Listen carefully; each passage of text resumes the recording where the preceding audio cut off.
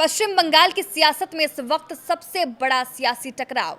हार के बाद भी कुर्सी छोड़ने से इनकार। क्या मुख्यमंत्री ममता बनर्जी सच में इस्तीफा नहीं देंगी?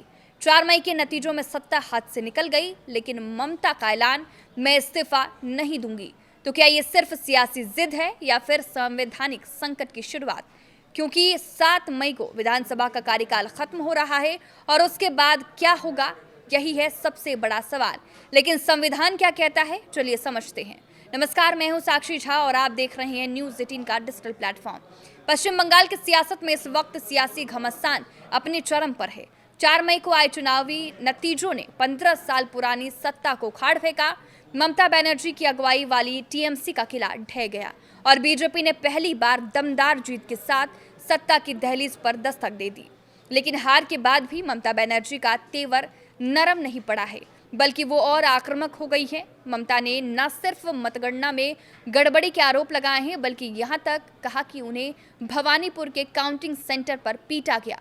अब सबसे बड़ा सियासी धमाका, ममता बनर्जी ने साफ कह दिया कि मैं इस्तीफा नहीं दूंगी।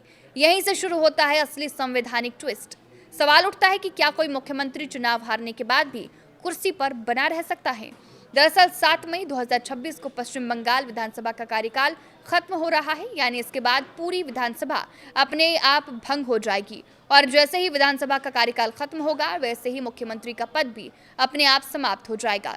यानी कि ममता इस्तीफा दे या ना दे, संवैधानिक तौर पर वो सीएम नहीं रहेंगी। इधर बीजेपी 10 मई से पहले सरकार बनाने और शपथ ग्रहण की तैयारी में जुटी है।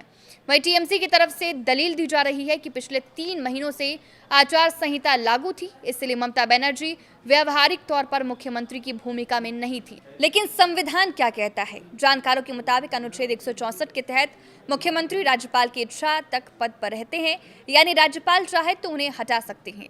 अगर स्थिति बिगड़ती है तो अनुच्छेद 356 के तहत राष्ट्रपति शासन भी लगाया जा सकता है और अगर बहुमत साबित नहीं होता तो राज्यपाल किसी और नेता को मुख्यमंत्री नियुक्त कर सकते हैं।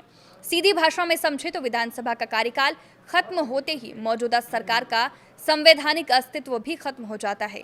अब बड़ा सवाल ये भी है कि क्या ममता बनर्जी का ये बयान सिर्फ एक राजनीतिक दांव है या फिर पश्चिम बंगाल में कोई बड़ा संवैधानिक संकट खड़ा होने वाला है?